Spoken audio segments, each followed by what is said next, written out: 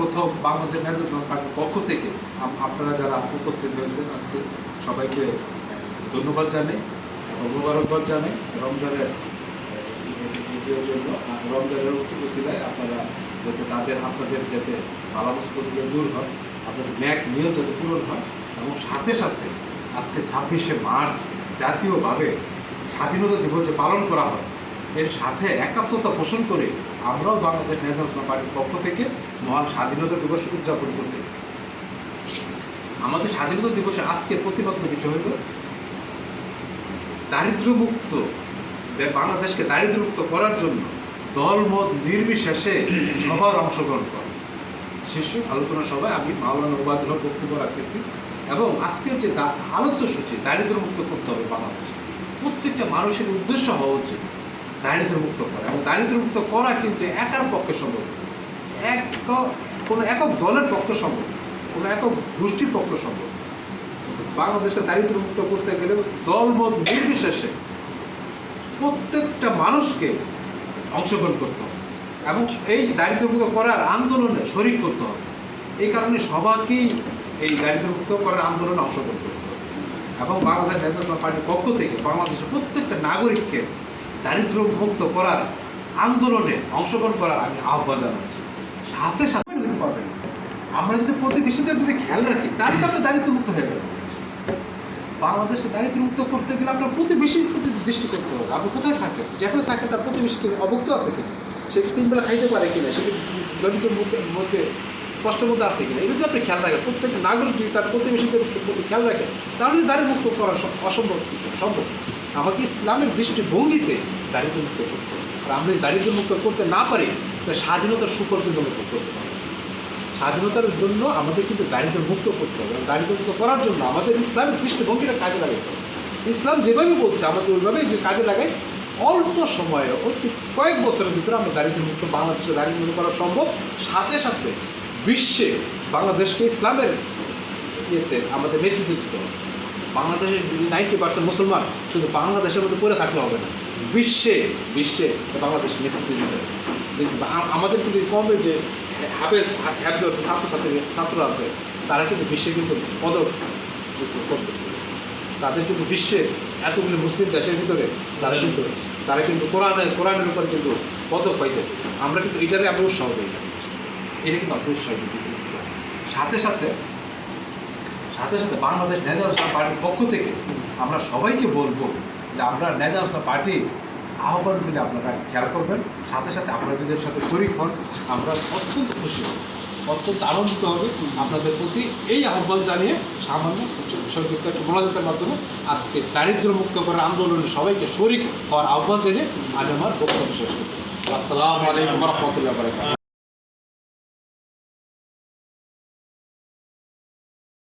ব্যাপার আলোচনা হয়নি 25 তারিখ রাত্রে যে আজকে থেকে দেশ স্বাধীন হবে বা কিছু ঘোষণা কেউ দেয় নাই। অতএব কেন আমরা বলি যে 26শে মার্চ স্বাধীনতা দিবস, আর এটা নিয়ে আমরা সারা জাতি একটা হই হুল্লোড় তুলে ফেলো।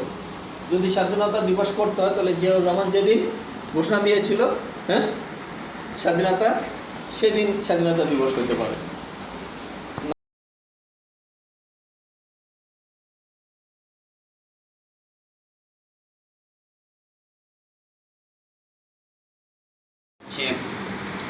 মাহে রমজান মাস, পবিত্র রমজান মাস, যে মাসে আল্লাহ রাব্বুল আলামিন পবিত্র কোরআন নাযিল করেছেন একটা উদ্দেশ্য, সেটা হচ্ছে মানুষ যাতে করে মুত্তাকি হতে পারে।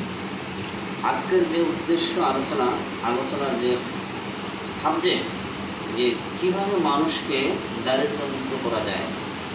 দেখুন, একটা দেশকে যদি দারিদ্র্যমুক্ত করতে হয় তাহলে ওই দেশের জনগণকে দারিদ্র্যমুক্ত হতে হবে। জনগণ যদি দারিদ্র্যমুক্ত হয়ে যায় তাহলে দেশ দারিদ্র্যমুক্ত হয়ে যায়। আমরা জানি হুজুর সাল্লাল্লাহু আলাইহি সাল্লাম যে মক্কা নগরীতে জন্মগ্রহণ করেছিলেন, ইসলামের বিজয়ের পূর্বে যে মানুষগুলো ছিল, ইসলাম বিজয়ের পরে ওই মানুষগুলোই কিন্তু সোনার মানুষে পরিণত হয়েছে। মানুষগুলো কিন্তু সেই মানুষগুলোই ছিল ইসলাম বিজয়ের আগে, তাদের চরিত্র আর ইসলাম যে অসহায়, দরিদ্র, মিসকিন এবং যারা জাকাত উত্তোলন করে তারা, এবং যারা ঋণগ্রস্ত অভাবী আল্লাহর পথে যারা লড়াই করে তারা জাকাত পাওয়ার যোগ্য। আটটা খাত করা হয়েছে, 8টা খাত।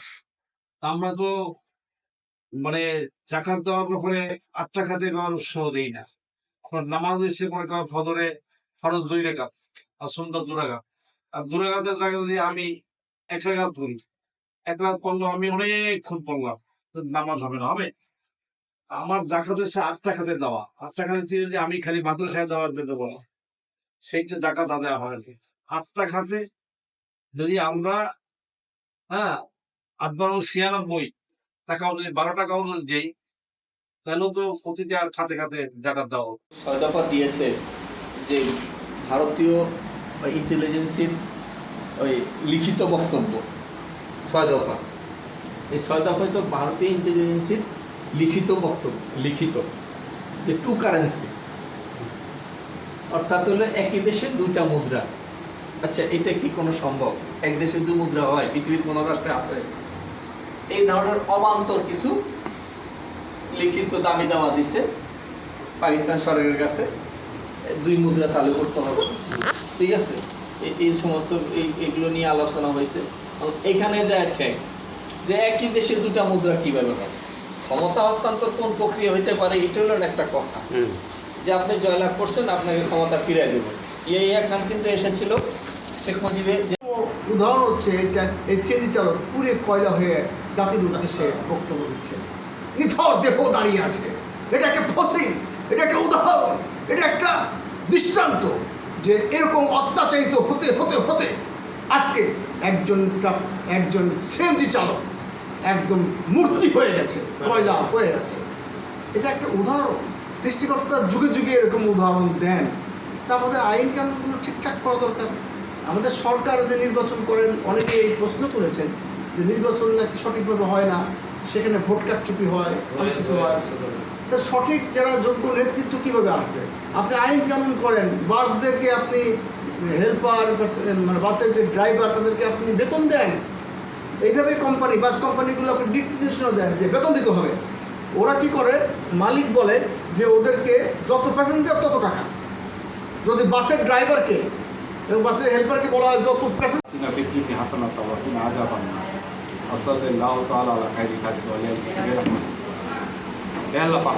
আজকে মহান স্বাধীনতা দিবস উপলক্ষে যারা আত্মত্যাগ করছে, যে সেই সমস্ত মুক্তিযোদ্ধা ভাইদের আমরা আত্মার মাফ করে রাখতাম।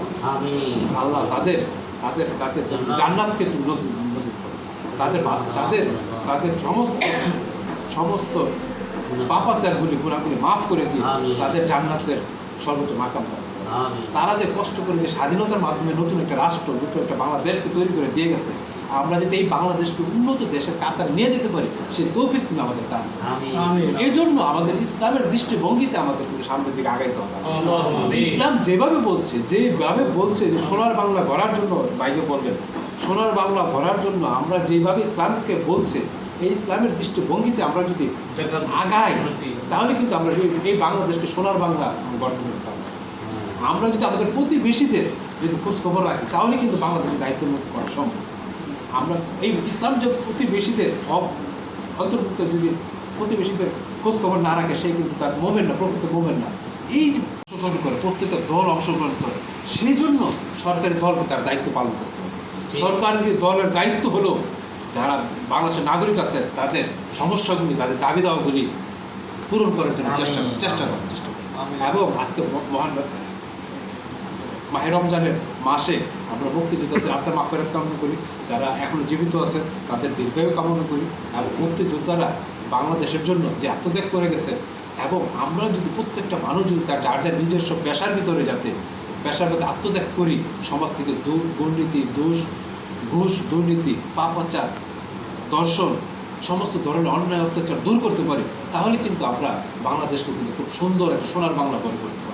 এই কারণে সবার অংশগ্রহণের আহ্বান জানিয়ে বাংলাদেশ ন্যাশনাল পার্টির পক্ষ থেকে মাওলানা ওবায়দুল হক, বাংলাদেশ ন্যাশনাল পার্টির সাবেক সভাপতি মাওলানা আব্দুল লতিফ নাজম সাহেবের আত্মার মাগফিরাত কামনা করি, এবং সাথে সাথে বাংলাদেশের মুক্তিযোদ্ধা ভাই বোনদের আত্মার মাগফিরাত কামনা করি, যারা জীবিত আছে তাদের আত্মার মাগফিরাত কামনা করি, এবং সরকার দলীয় যারা আছেন তারা যাতে জনগণের প্রতি দায়িত্ব পালন করতে পারে, জনগণের দাবিগুলো পূরণ করার জন্য কাজ করতে পারে, তারা যাতে কোরআনের মর্যাদা রাখতে পারে, তারা যাতে ইসলামের মর্যাদা রাখতে পারে, তারা যাতে হযরত রাসূলুল্লাহ সাল্লাল্লাহু আলাইহি ওয়াসাল্লামের মর্যাদা রাখতে পারে, সেই তৌফিক দান করে এই কামনা করে আমি আমার মনে শেষ করি। সাল্লাল্লাহু তাআলা আলা খায়রিল খালকি ওয়া আজমান বিরহমাতিহি ইয়া আরহামার রাহিমিন লা ইলাহা ইল্লাল্লাহু মুহাম্মাদুর রাসূলুল্লাহ।